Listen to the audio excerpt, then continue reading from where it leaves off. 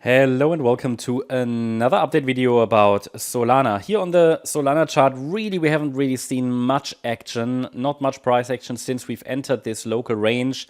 Structure highly suggests we could see another low because this is just corrective price action, but I can make a case for a completed correction. So we're a little bit in no man's land. The price is ranging at the moment. We're seeing corrective movements to the upside, corrective movements to the downside, but it continues to hold key support levels. So I give the directly bullish pathway a chance. But as I mentioned in previous updates, the red line is the local invalidation point for the direct pathway higher. This level is located at $187.30. So if we break below that recent low that formed here on Thursday, the 6th of February, at $187.30, it would strongly suggest that we are at risk of at least forming a wider wave 4, which wouldn't necessarily be a major problem, but the bigger problem is that if we then break below this support area with key support at $162 for this wave 4 as well, then it opens the door to a test of the $100 to $110 area, and then there will also be a lot of uncertainty. So yep, I can make a case for one more low as well, but none of these scenarios have really given us a very strong, let's say, some evidence, like strong evidence. There's a lot of speculation there at the moment, and the market is just in a state of uncertainty. And you see that now, day in, day out, there isn't much happening. We're just simply ranging. And as I said, key level to the downside is 187.30. You know, we might say we want to focus on higher against that level, but it's getting challenged.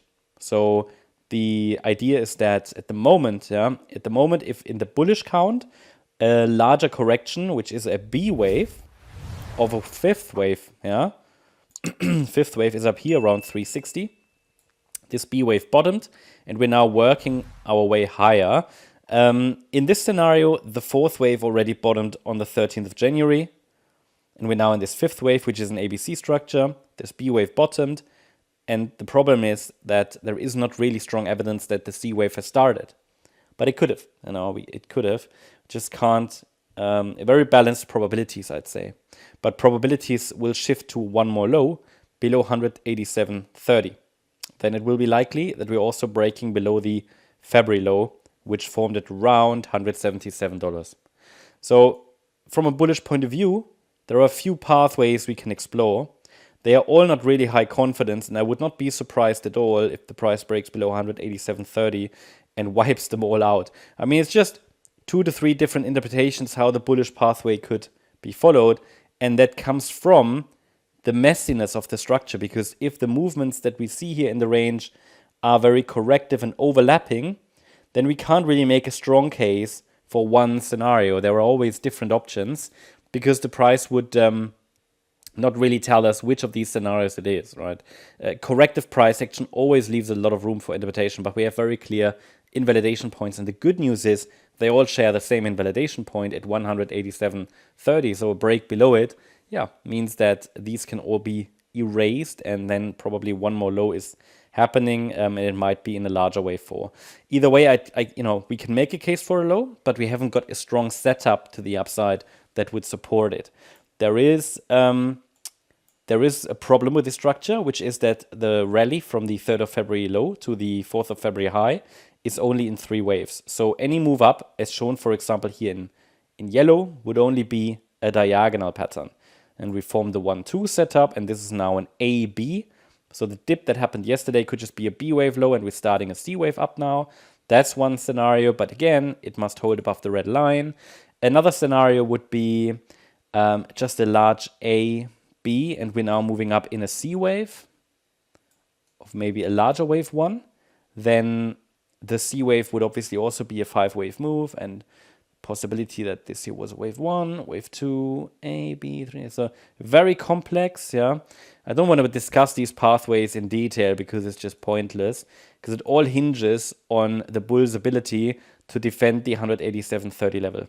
It's even possible that a 5-wave move up formed from the February low, no, not the February low, the 6th of February low, in the blue wave 1 of wave C, and this is a wave 2 pullback, but again, the red line must hold or it will be invalidated. So you see, we don't need to really focus on the microstructures here.